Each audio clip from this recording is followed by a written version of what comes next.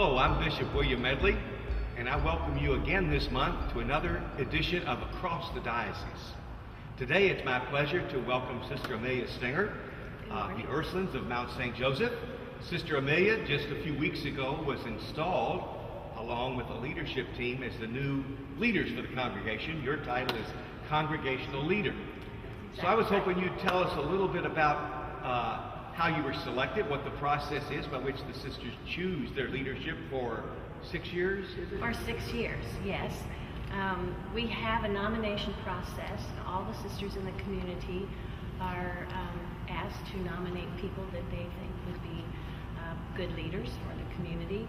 And then those people are brought together, and this time when we did our election, we used a process called contemplative dialogue, which meant that all of the sisters prayed an awful lot, and then when it came time for us to select the leaders, the nominations were opened, and there were a number of sisters who were nominated, and then those sisters came together and worked with our facilitator, Sister Mary Jo Nelson, and from that pool of sisters who were nominated, we prayed together, talked together for about 4 days, and then at the very end, when it came time for the election, we went to the chapel, and the sisters who were delegates or representatives of the community were asked to cast their ballots, and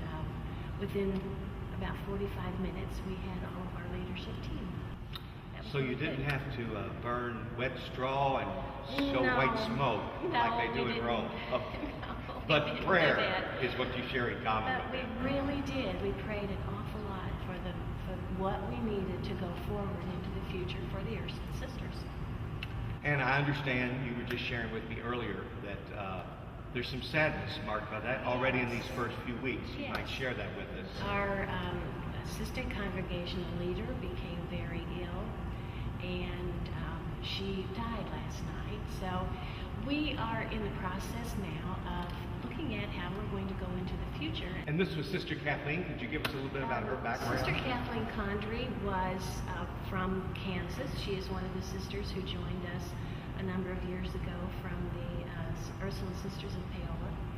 And she at one time was superior in their community, so she has had a lot of experience and would have been able to give us all kinds of help. Now she can really give us help from heaven, I tell you, so we're counting on that. She'll rest in peace now. Amen. There's then a leadership team of 5 with a vacancy to be filled. How do you divide up the responsibilities within that team? What we're trying to do is just look at the realities of our community and do what St. Angela asked us to do, to look at the signs of the times and be able to use what we have today to look to the future for our community. And that's what we're doing. We, on the very first week, appointed a vocation director because we really believe if we're going to go to the future, that now is the time for us to really look at vocation work and see how we as a community can bring in people to work with us.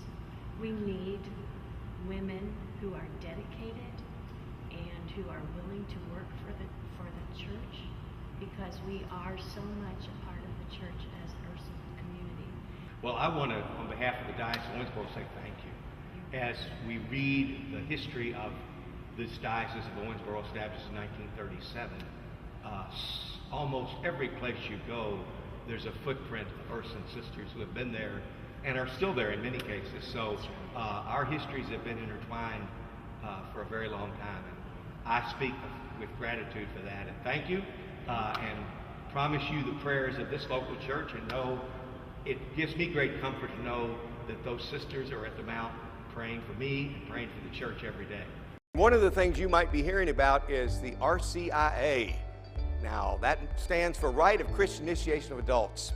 It was one of the outcomes of the Second Vatican Council, trying to encourage the church to be more evangelizing, to look at those people in our society who were unchurched, who perhaps had not been invited to examine faith and to identify a church. So virtually every parish in the diocese will be talking about bringing together people to form a team and then welcoming people into the church through a process that will last several months, culminating in baptisms and confirmations and receptions of Holy Eucharist at around the Easter Vigil. So if this is something that might interest you, if you know someone who may be still looking for a church family, for a faith identity, contact your local parish. Something good's going on. God bless you. Welcome back to Across the Diocese. Today I welcome Kevin Kauffeld. Kevin is the Chancellor of the Diocese of Owensboro. Specifically, we want to talk a little bit about the Disciples Response Fund, the DRF, an annual collection taken up across the diocese of free will offerings that come and help us support some of the works of the diocese. Approximately 1991-92, our appeal started, and up until just this year, it's run pretty much as a direct mail process, and we average the same 3,500, 3,700 gifts to the appeal. Raised the same amount of dollars, $350,000 to $375,000. Not much change, but we could count on that amount.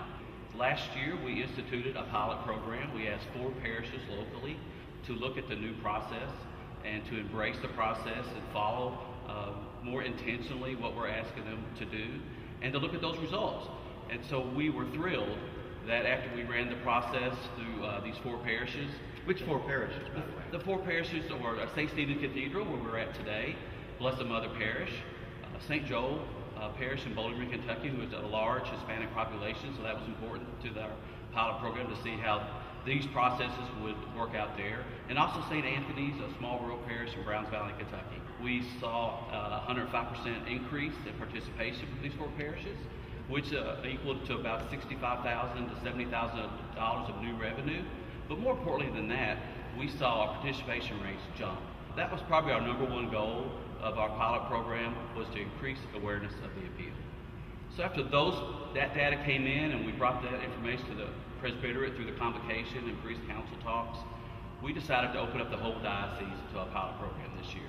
This new process involves the parishes getting something very tangible back, right? We have a $600,000 goal this year. Each parish, as they reach their target, and for every dollar over, we will share 50%. So that's a motivation for a parish to really look at this program, and it's another opportunity for them to gain unrestricted dollars that aren't budgeted, that perhaps that they could fund a ministry or even subsidize more than some things they're already doing in their parish. Well, it's always great to talk about successfully raising money. But where does this money go? What do we use it for? We have a number of ministries in our diocese. We use these dollars to support seminary and education, to support the young men that are studying for the priesthood in our diocese.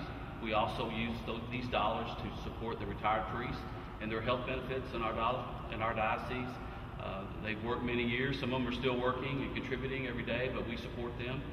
We subsidize the Office of Religious Education. And then I think we all will know, we all would recognize the name of Gasper River Catholic Youth Camp and Retreat Center. We have some marvelous stories of our youth that attend that camp under the leadership of Ben Worrell. So these dollars will help subsidize the operating costs of the camp and also provide scholarship dollars to help those who can't afford the full cost to extend the camp. So what you're saying, that list you showed, is almost any way people encounter the diocese, it's being aided and funded by their dollars in the Disciples Response Fund. That's exactly right. And we're looking at other ways too, how these dollars could aid our parishes, and what the ministries of diocese, a parish couldn't do on their own, we want to support through the diocese for parishes. So it's a partnership from top to bottom, and we're looking at more ways we can serve our parishes.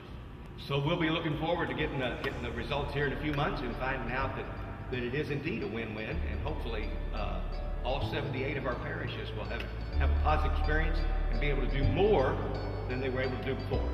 Thank you. That's our hope. Okay, thank you, Kevin. Thank you, Bishop.